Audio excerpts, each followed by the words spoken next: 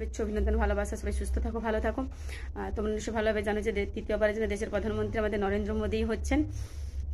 আশা করি পৃথিবীর 100% মানুষ ওনাকে চায় না, আর চায় না বলেই আজকে উনি নীতিশ প্রামাণিকের সঙ্গে, মানে নীতিশ প্রামাণিকের সঙ্গে হাত করে প্রধানমন্ত্রী হচ্ছেন। আর নীতিশ প্রামাণিক যদি না থাকতো, না ওনার সঙ্গে যদি একসাথ দিত, একমত দিত, তাহলে উনি কখনো তৃতীয়বার দেশের প্রধানমন্ত্রী হতো না। নীতিশ প্রামাণিক বা নাইডু যিনি আছেন, তো যাই হোক, আশা করি যে নাইডুকে তার রাজ্যে কি চলছে না চলছে ভালোভাবে তোমরা জানো যে তৃতীয়বারের জন্য নাইডু তার রাজ্যের মুখ্যমন্ত্রী থাকবেন না, কেননা তার রাজ্যবাসী এটা চাইছিল যে নাইডু এনডিএর সাথে যোগ দিন, যোগ দিয়ে দিয়েছে। উনি ওনার স্বার্থের জন্য ভালো বুঝেছেন, তাই দিয়েছেন। তো মাঝখান থেকে একটা কথা বলতে পারি, কিছু দেশবাসীও চেয়েছেন যে দেশের প্রধানমন্ত্রী নরেন্দ্র মোদী হোক।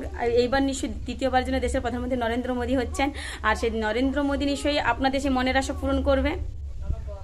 নিশ্চয়ই আমার মনে হয় এবার পেট্রোলের দামটা নিশ্চয়ই কমানো উচিত। পেট্রোল, ডিজেল, কেরোসিন, যেগুলো আমাদের রান্নার যে সরঞ্জাম, যেসব রান্নাঘর যে সরঞ্জামগুলো জিনিসপত্র রয়েছে, সেগুলো নিশ্চয়ই দাম কমা উচিত।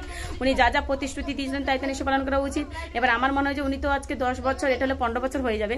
উনি তো 15 বছরে 1 কোটি, 2 কোটি তো দূরের কথা, 2টা মানুষকে হয়তো চাকরি দেয়নি বছরে। তো এবার তোমরা ডিসিশন নাও, এবার তোমরা আন্দোলন করো, যে দেশের প্রধানমন্ত্রীকে বলো যে আমাদের সেই 2 কোটি চাকরি কোথায় এখন দিতে তো হবে। তোমরা যদি ভালো বুঝেছো, তোমাদের একটা জিনিস কি, তোমরা হিন্দুত্ব রাষ্ট্র চাও। আর এই 5 বছর জন্য একটা কথা বলতে পারছি, স্বাধীনতা বলে কিছুই থাকবে না। নরেন্দ্র মোদী আমাদের দেশের প্রধানমন্ত্রী যে উদ্দেশ্যটা ছিল, সেই উদ্দেশ্যটা উনি পালন করে ছাড়বেন 5 বছরে, মিলিয়ে নিও।